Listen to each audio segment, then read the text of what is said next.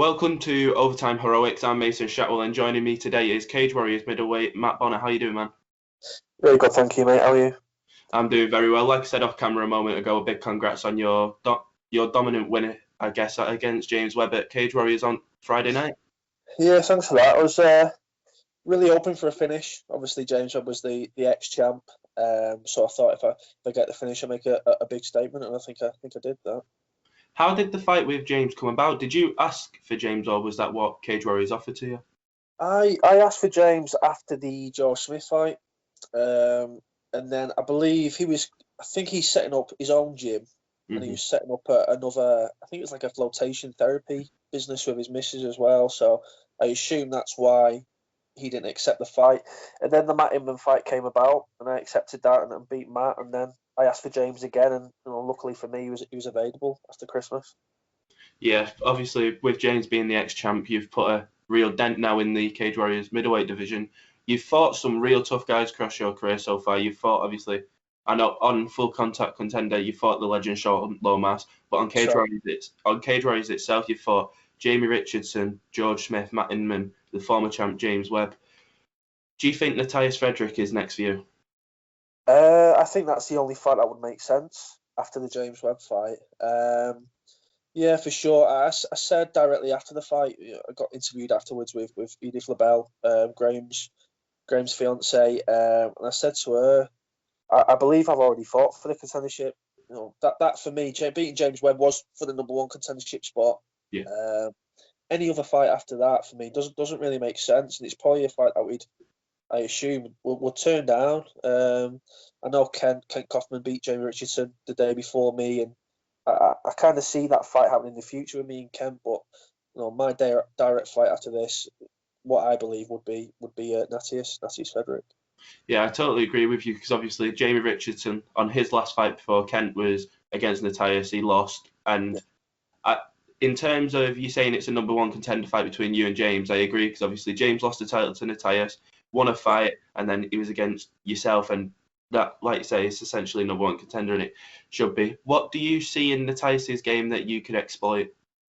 Nathias is very strong, and he hits hard. If he catches you, he's going to bang you out like he did to Richardson. But technically, he's very limited. It's not that he's bad anywhere, but he's just his technique, his technique and his punches is quite loose, leaves a lot of gaps. His wrestling and his jiu-jitsu, it all depends on his strength. He doesn't really do anything, and it sounds terrible what I'm going to say, but he doesn't really do anything right. Technically, it's completely wrong what he does, but it's because he's so strong and because he's so explosive, it ends up working for him. So I think if you go in there and you're very diligent with, keeping your hands nice and tight, and you don't leave any gaps yourself. I think for me, after the confidence I've got from the James Webb fight, it's actually quite an easy fight, or not an easy fight, but it's certainly a fight that if I'm at my best like I was on the Friday, I'll be taking that world title back home. 100%. Obviously, with Nathias, I think many people have seen his last fight against Jamie. He essentially was doing well in the fight, but he wasn't doing the best because Jamie was quite dominant in some aspects as well. With Nathias being a guy that likes to throw big punches and that, and yourself being a good brawler, is that something that excites you standing and banging with a champ? Definitely. You're spot on in what you've just said in terms of if I've talked to quite a few people about the Frederick fight, obviously, and they say, "Oh my God, he's so good, he's so explosive, got so much knockout power." But I don't think they've actually watched his fights. I think they've watched clips of his fights. They've seen the Jamie Richardson knockout. They've seen him, bang out James Webb at the end of the fourth round in the second fight. But they've not actually bothered to look at him round to round. Yeah. And he does. Jamie Richardson, as far as I was concerned, I agree with yourself. He was winning that fight before he got knocked out. So yeah, I'm not scared of Frederick's power. I've never been dropped, never been knocked out. So I'm quite very comfortable to stand in the pocket and trade with him if that's the way the fight goes. Well, with you saying most people have just seen clips of his fight, it almost reminds me kind of Deontay Wilder in the boxing world. Obviously, he's got all the power to knock anybody out. But if you've seen in the second fight with Deontay and Tyson, technically Deontay was no match. So no disrespect to Nathias, but obviously that's the comparison it is. But with yourself being a technically gifted guy, I'd say, obviously, in the fight with, I watched it yesterday with Sean Lomas, on the ground, you was very dominant in that fight. I think either aspect, I believe you could have the upper hand with Nathias. I think most people just say, oh, Nathias will win just because of the raw power. And obviously, as you know yourself, a punch, it could knock anyone out with Nathias's power. But with how you're saying technically, if you can avoid them punches, it's your fight to win. I agree with you. And funny enough, I used the direct comparison you used about the Bronze Bomber. That's what I say to people. You know, he's not technically great, but he has that ability to throw big shots and commit to them. But no, I agree. He's kind of, again, very just a little bit substandard in some of the areas, and that's not to say the problem being obviously that I could have 4.5 perfect rounds with Frederick and they get knocked out at the end of the fourth because he has got that power. So it's not me sitting there saying I can't get beat by Frederick at all. It's me saying if I stay nice and tight, use my feet in and out, you know, wrestle him or use my jiu-jitsu in the ground game, which is forever improving. I will beat Frederick, and I think I'll make it look quite easy as well.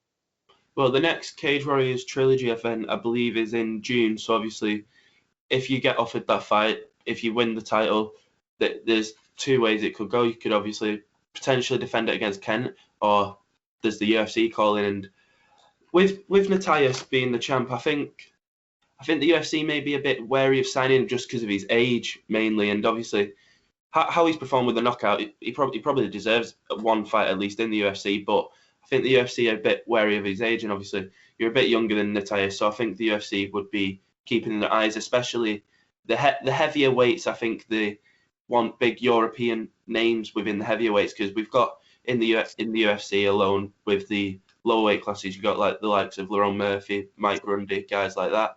But I think European, well, in particular English names within the UFC heavier divisions is what's needed. But just without talking about Nathias for a minute, how was your preparation for James Webb? It was great. It was really good, and it was. I'm lucky enough where obviously due with COVID and stuff like that, everything's kind of up in the air. But because I'm a pro out of Next Gen and Cage Warriors and stuff, I get what you call like the elite status. So I'm essentially allowed to train just like I was before. Yeah. My strength and conditioning coach Paul Reed, again, he's got the elite status, so Mason C was perfect. And I've also got a twin brother, Daniel, who's a pro Thai boxer. He's 5th in the UK and 12th in the world, so I've always got him at kind of my disposal as well. So the training leading up to the James Webb fight, I say every time, and it's kind of that cliche thing where you say, "Oh, this training camp was the best training camp I've ever done," but it really was the best camp I ever done. And I had a training partner again, Ben Kelly from Next Gen, who essentially spent 8 weeks just being my training partner and being my dummy. To be fair, take down dummy or whatever. He really helped me. So obviously I appreciate him, but the camp is great, and it's just nice when you watch a fight. So I watched a lot of the James Webb fights, obviously, before I fought him, and you say, do you know what, this is the way you beat him. You get your takedown defense really good, and you beat him up on the feet, and it's nice to say that, but it's even better when you can actually pull that off in a real fight as well, because obviously you've got the adrenaline going and the nerves, and you've got an opponent who's trying to punch your head off at the same time. So for that strategy and those tactics to follow through to the fight on the night was ace. I love that. Well, during the fight, obviously, during the whole fight, it seemed James was relentless going for them takedowns. If he got you down, obviously you got up seemingly quickly. Yeah. What was going through your mind when the takedowns were coming fast and often? And I just knew it was coming. It was no secret that that's what James's game plan was going to be, because that's what his game plan was for the last kind of 6 fights that I've watched. And again, it's a bit of a strange one, because I was watching these fights beforehand and I was thinking, why aren't these guys who he's against, why aren't they defending the takedown better with the underhooks? Mm-hmm. Why are they on the floor for too long? And I wondered if there was something that I wasn't really seeing, whether James was just super strong because he's a big boy, or whether he was fast and he was setting up his takedowns very well. But once I got hold of him, and once I was able to use those underhooks, it felt, and again, not being disrespectful to James because he's an ex-champion, he's very respectful himself, but it just felt easy. I would shrug him off quite easy, and it was again, mentioning the guys at NextGen, the training partners, they're actually about 10 kilo lighter than James. Ben will walk around about 84 kilo, but Ben felt a hell of a lot stronger than James did. So his game plan didn't surprise me at all. And like I say, it was just nice that I was able to count on that game plan and beat him up on the feet. Well, while you're mentioning Next Gen, obviously it was somewhat a successful couple of nights for you guys. Obviously, yourself getting the win. Unfortunately, Liam didn't, but obviously Paddy and Nathan also brought home dubs. Nathan's one of the top bantamweight prospects within Europe, it seems, at the minute, and obviously looks like Paddy's signed. I'm not sure if it's been confirmed with the UFC anytime now. How much of a benefit is it to train with guys like that, and obviously your training partners as well over at Next Gen?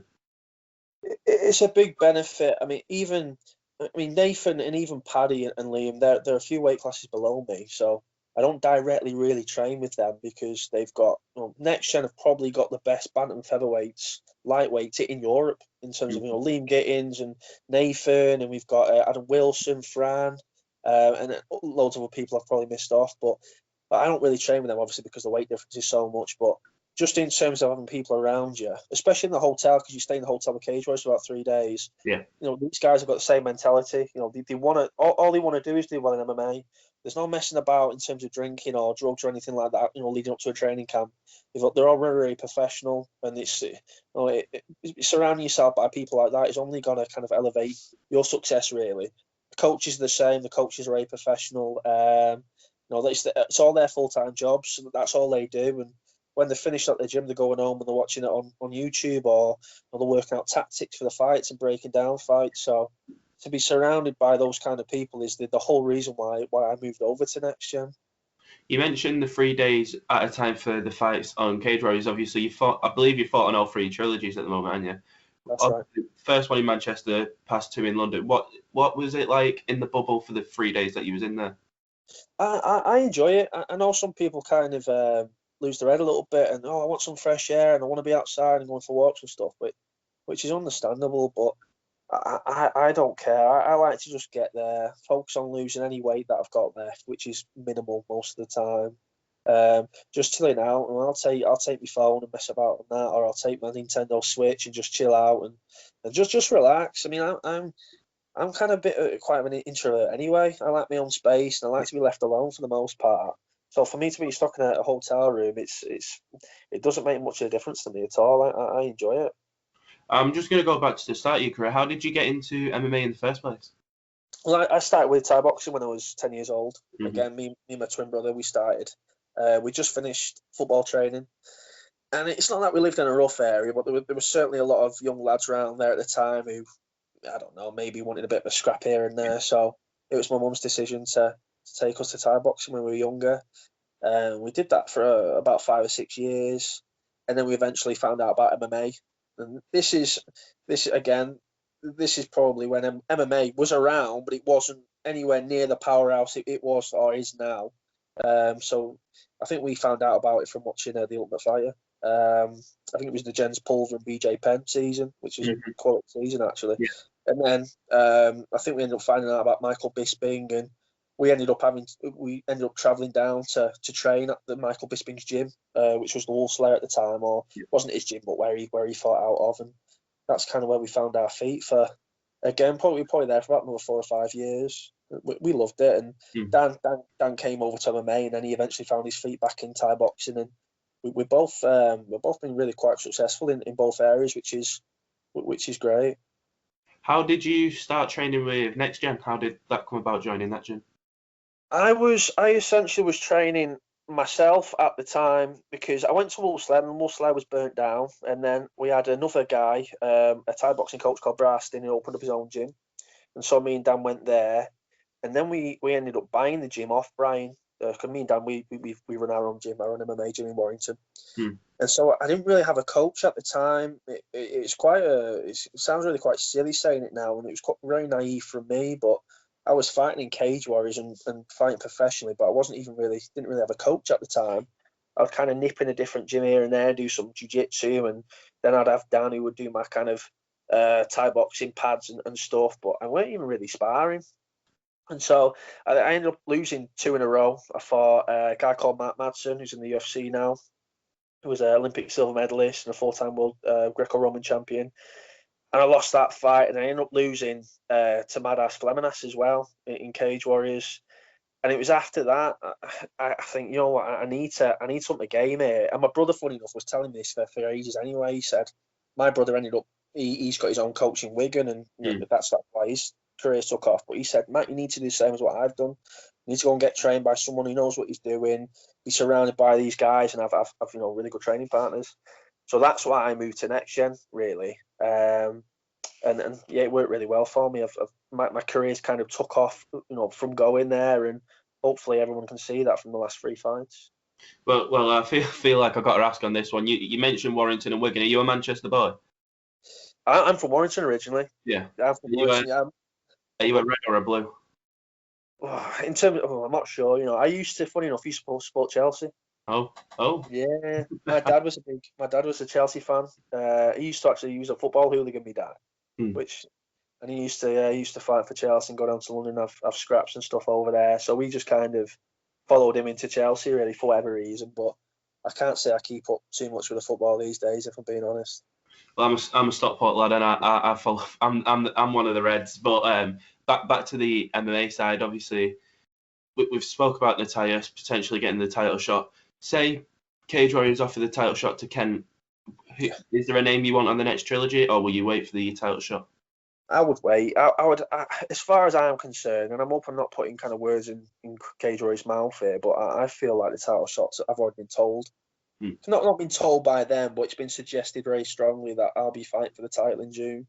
So yeah, if for me to learn that Frederick was going to be fighting against Ken, that would rub me up the wrong way a little bit, if I'm being honest. But in terms of if they did fight, that is a tricky one. I don't know a massive amount about Ken. He's one of the. I don't really tend to look past. So for instance, I'm watching a lot of Frederick fights at the moment, and I kind of feel if I beat Frederick, then Ken would, you know, I'd fight Ken for, you know, to defend the title. So I wouldn't really look too much into Kent's fight until the Frederick fight was done with. But looking at the Richardson fight, because obviously I was watching that, I found Kent a little bit underwhelming. I thought he'd give more than that. I thought he'd show a little bit more than that. Richardson looked very timid, which is understandable after the Frederick knockout. So I figured that Kent might go in there and just put it on him a little bit more. But I don't know. I think he's very well skilled, Ken. He's not someone I underestimate in the slightest. But I wouldn't really want to kind of break him down until he had a really good look at his past. I know he fought in Bellator. I know he fought against Alessio Sakara and he fought Melvin Manoff and whatnot. But I wouldn't say I've studied him very well. But like, as Frederick, I've really got stuck in studying him. Well, I want to ask a quick question about the UFC. Obviously, this weekend we've got Stipe and Ngannou fighting again. What's your prediction for that fight? I watched that fight, the first one, about 2 days ago. I think it'll be the same result. Yeah. I think Ngannou will eventually gas. Stipe, you know, he did take quite a lot of damage, didn't he, Stipe, in that first round? But I think he knows better than anyone. If you survive the first round, I think then the fight opens up for him. And I think it'll be the same. I think it'd be a unanimous decision to Stipe, if I'm being honest. 100%. I agree with you. I'm in the same boat. Just last but not least, have you got any sponsors or shout-outs or anything you want to sign off with? Sure, I'd like to say thanks to Feel Supreme, Tunnel Vision, Essence of Nature, Pitbull Fightwear, obviously everyone at NextGen and whatnot, and hopefully I've got a few more sponsors coming along. Funny enough, I'm going to ring up a prep company after this podcast. They've sent me a message over, so I'll contact them and hopefully I'll have 3 or more sponsors by the time the Cage Warriors in June rolls round. And how can people find you on social media? So you can follow me on Matthew Bonner on Facebook. I've got 2 accounts on there, my personal account and like an athlete account. You can search for me, Matt the Beast Bonner, on Instagram, and I think it's the same on Twitter as well, although I don't really kind of use Twitter very often. So if people want to get in contact with me, it's better off with the Instagram and the Facebook. Well, I want to say thank you for the time. It was a great performance last Friday, and I'm sure you'll get the title shot, and I've got no doubt you'll be bringing that title to NextGen. Thanks very much. It was a pleasure to do. Say anytime. Hopefully, I'll be back on after I win that title. 100%, man. No doubt. Take care. Have a good day.